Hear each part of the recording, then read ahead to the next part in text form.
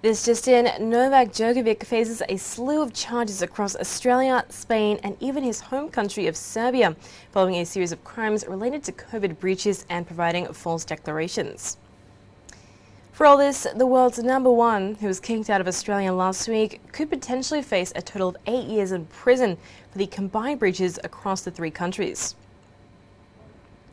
The most serious of these charges comes from Australian authorities, who claim the tennis star provided a false declaration on his travel forms. And on this form, Djokovic ticked no when asked if he had travelled within 14 days of flying to Australia. However, on the 12th of January, Novak admitted that he had in fact travelled from Serbia to Spain. And Djokovic's team remain adamant that this wasn't a deliberate attempt of deception, and rather just a case of human error. Nonetheless, Djokovic potentially faces up to 12 months in jail under the Biosecurities Act in Australia. And prior to his visit to the country, the tennis player travelled to Spain for training sessions. It seems that Djokovic was in the country illegally, and he was required to have a special exemption for this, which Spanish authorities maintain he was not granted. The investigation is still ongoing, and the penalty for any criminal activity is unknown at this point.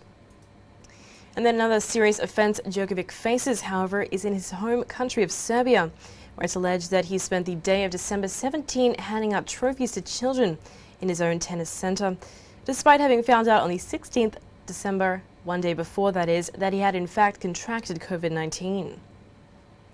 He maintains that he only found out that he had COVID on the day of September 17th after he had handed out those trophies.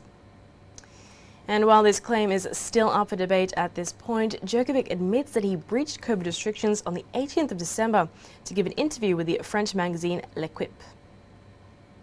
These breaches fall under the Serbian Criminal Code, which prosecutes a failure to act pursuant to health regulations during an epidemic.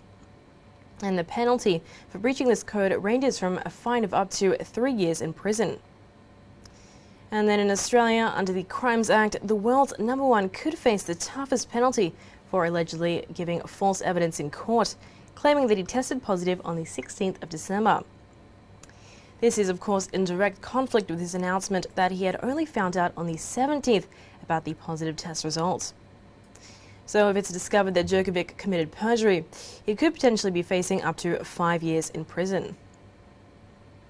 Well, that is all for now, but tune in for more updates as the story develops. I'm Holly Shields for Kalkine TV.